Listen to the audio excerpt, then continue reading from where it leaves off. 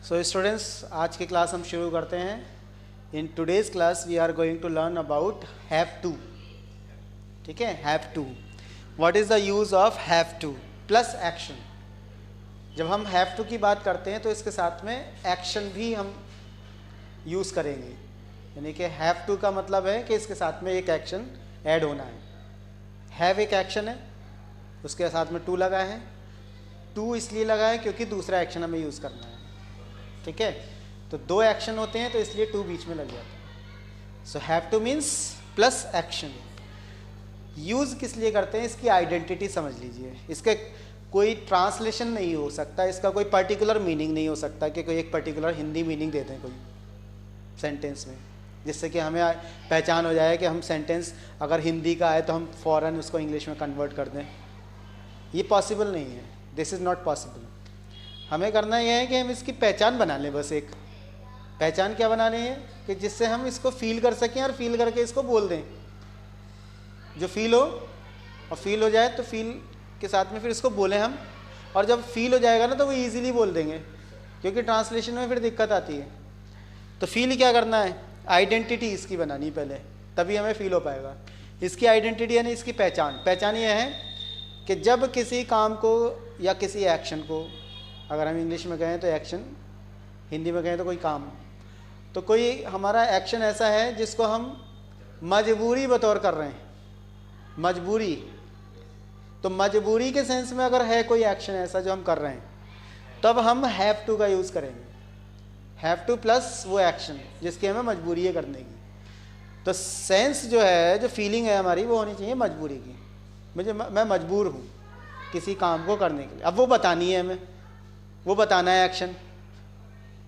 कौन सा एक्शन, कोई भी हो सकता है वो तो। अब जैसे एक ये इंग्लिश लर्न करना है ना, इंग्लिश लर्न इंग्लिश का एक्शन जो है, ये एक्शन मजबूरी है। अब क्योंकि करियर बनाना है, करियर इंग्लिश के बिना नहीं बनता। अच्छा करियर, अगर कहीं अच्छी उसमें जॉब में जाना है तो इंग्लिश मांगते हैं हर जगह। मजबूरी हो गई अब तो इंग्लिश सीखना, है ना। तो अब हम किसी से कहें कि भाई मुझे इंग्लिश सीखनी है, इंग्लिश में कैसे बोलेंगे? इसको ट्रांसलेट मत करना, मैं बस खाली सेंस आपको पहचान के लिए बता रहा हूँ। सेंस समझें इसको कि मुझे इंग्लिश सीखनी है। इंग्लिश सीखनी है तो इसमें सेंस क्या आ रहा है? हाँ, इसमें सेंस आ रहा है मजबूरी का। मजबूरी को हम इंग्लिश में बोलते हैं कंपल्सन। कंपल्सरी से बनाए, किससे बनाए? Compulsory, compulsion. कंपल्सन यानी कि मेरी मजबूरी है इंग्लिश सीखना। करियर बनाना है तो मुझे इंग्लिश सीखनी है। तो क्या बोलेंगे? I have to learn English. एक बात और ध्यान रखना, ये हैव टू ऐसा एक्शन है जो कि हम डू डज या डिड में ही यूज़ कर सकते हैं। हैव टू को डू डज या डिड दो टाइम वर्ड में यूज़ करेंगे। एक तो डू डज में यानी रूटीन, और डिड यानी हिस्ट्री। इन दो टाइम वर्ड्स में इसको यूज़ करेंगे। ठीक है, इसका स्ट्रक्चर समझेंगे। अगला पॉइंट है इसमें स्ट्रक्चर समझना है। स्ट्रक्चर अगर हमें समझ में आ गया तो सेंटेंस ईजिली बन जाएगा। कहाँ पर कौन सी किस जगह कौन सा शब्द रखते हैं, कौन सा वर्ड आता है। यानी टाइम वर्ड, डूअर, एक्शन, ये होते हैं ना। टाइम वर्ड, डूअर, एक्शन, इन तीनों को कहाँ कहाँ पर रखना है सेंटेंस में, इनकी क्या पोजीशन है। क्वेश्चन पूछते समय, आंसर देते समय, नो में आंसर देते समय, इसका स्ट्रक्चर समझेंगे। फील करेंगे, नेक्स्ट पॉइंट है, फील करेंगे इसको बोलने से पहले। मतलब फील इसलिए करेंगे क्योंकि हमें ट्रांसलेट वाली आदत छोड़नी है। ट्रांसलेशन की आदत जब अगर नहीं छूटी ना, तो ये समझ लीजिएगा इंग्लिश बोलने में हमें हमेशा प्रॉब्लम होती रहेगी, हेजिटेशन होती रहेगी, गलतियाँ भी ज़्यादा होंगी। So that is why you have to leave the habit of translating the sentence from Hindi to English. Understand that? Lots of people commit mistakes while making the sentence, while speaking the sentence in English, because they translate the sentence in English from Hindi. That is why they feel hesitation also in speaking. But you don't have to translate, you have to feel. और feel क्या करना है? मजबूरी को feel करना है। तो have to को हमें माइंड में एकदम फौरन आ जाना चाहिए। हैव टू, मजबूरी, हैव टू आ गया, ये फील कर लेंगे। उसके साथ में फिर लास्ट पॉइंट है हमारा स्पीकिंग प्रैक्टिस। स्पीकिंग प्रैक्टिस करेंगे तभी हम इसको प्रॉपरली बोल पाएंगे।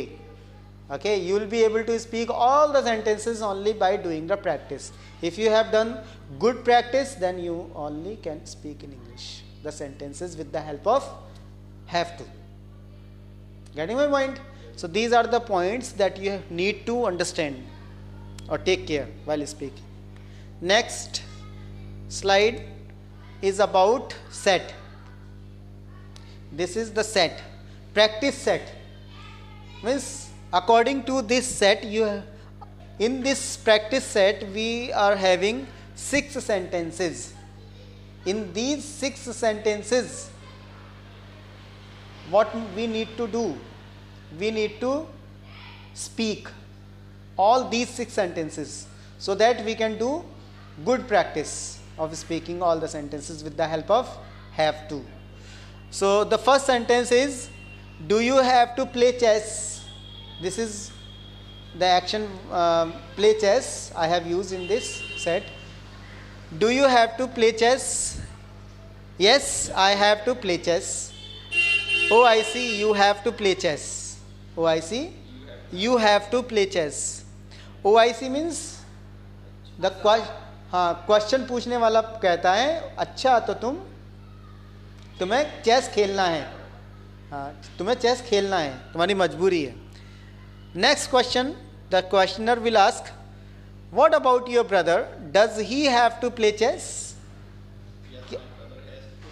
Yes, my brother has to play chess.